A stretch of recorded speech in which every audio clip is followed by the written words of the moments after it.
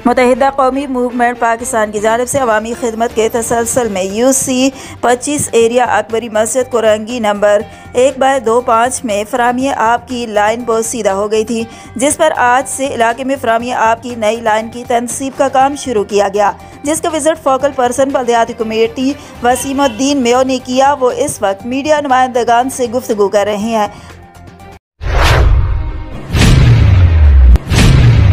Karachi grand alliance के chairman Mohammad Aslam Khan ने Orangi town में खवातीन के एक कन्वेंशन से खिताब करते हुए कराची और ख़ासकर औरंगी टाउन के मिसाल को उजागर किया। औरंगी पूरे एशिया की सबसे बड़ी कच्ची आबादी है। पानी, ट्रांसपोर्ट, सेवरेज और बिजली का बहरान है।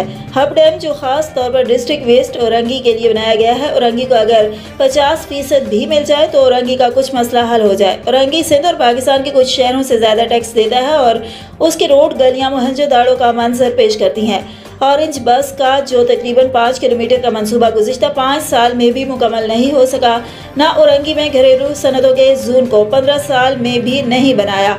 उन्होंने वज़ीर-ए-आज़म पाकिस्तान मियां मोहम्मद शहबाज शरीफ, वज़ीर आला सिंध मुराद अली शाह, वज़ीर बल्दियात सैयद नासिर हुसैन शाह से मुतालबा किया है कि इसको जल्द बनाया जाए।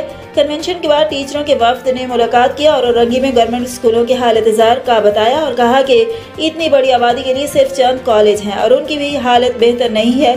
इस मौके पर कराची ग्रैंड अलायंस खवातीन विंग की सीमा शाकिर, शाइस्ता बुखारी, मैडम नौशाद, जैतून इंशा, शाकिर खान, मोहम्मद आसिफ, जमील लाला व दीगर भी मौजूद थे।